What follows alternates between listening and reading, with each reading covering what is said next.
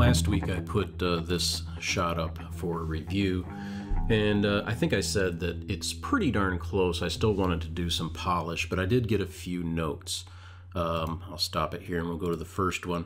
First one was this, just some shapes as we're looking at it. It's just kind of an awkward shape, so we suggested maybe curling that, leaning the chest back, because if you lean the chest back, you're going to kind of favor where it's coming from. So that was one issue. Another issue was the left arm, as it was reaching up for the ledge here, was kind of funky and happened awfully fast. I'll slow it down. You see it just kind of makes this big jump right here and then comes over. So I needed to smooth that out. And then finally, getting up, once he's up on the ledge, getting up and standing up seemed to be pretty fast. And after cleaning all that up, this is what I ended up with, and I will call this shot done.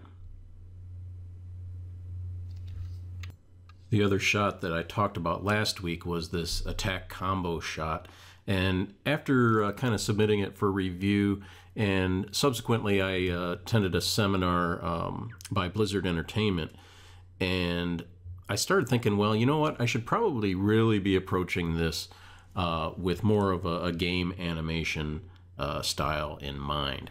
And so what needs to happen if I'm going to do that is I really need to start everything off with an idle animation, because most things are going to come out of that idle animation.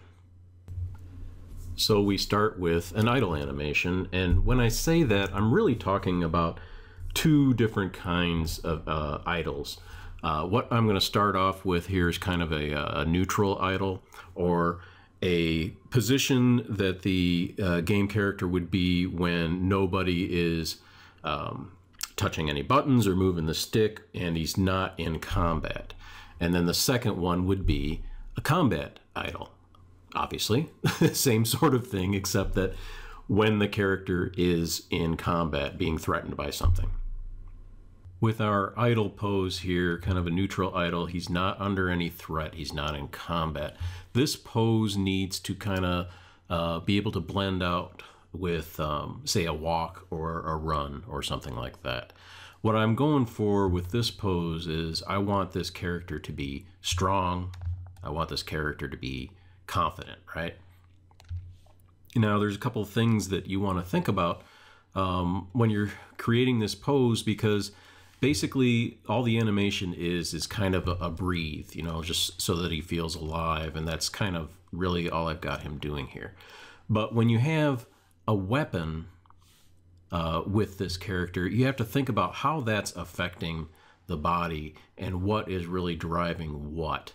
So what I chose to do here, I'll turn on all the controls, is I feel like the axe is probably, all the weight of this axe is probably right in this area here. And all that weight is being pressed down on our character's neck. So what I don't want to see is this axe bouncing back and forth, because the weight's up there. You know, it's not going to do that. If anything, it's going to bounce, it's going to affect the arm. So what I decided to do was I decided to constrain this axe to the body. And one thing that's nice about this rig is I can go here to the main controller, go all the way down to what says Viz trackers.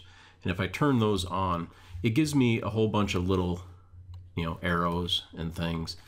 They're really, well, I don't know if they're joints or, I mean, they're called Viz trackers. I'm not sure what they're there for. I'm not a rigger. But I can constrain to those things. So that's what I did, is I constrained the axe to this point up here. And so what that does is then that allows me to move my character all over the place, and that axe kind of stays attached to his head. And so the other constraint that I want to do is I want to constrain his hand to the axe. And so what I can do here is just use this controller for the axe and use this wrist control for the IK arm and constrain that to the axe, so that when the axe moves, the arm moves. Once I have everything kind of figured out, then I can go ahead and work on the actual animation. And again here, I'm just trying to make the character breathe or feel alive. And that really gives us a pretty good stopping point. So next week, I'll probably pick up on this and also talk about the combat idol. So we'll talk to you again next time.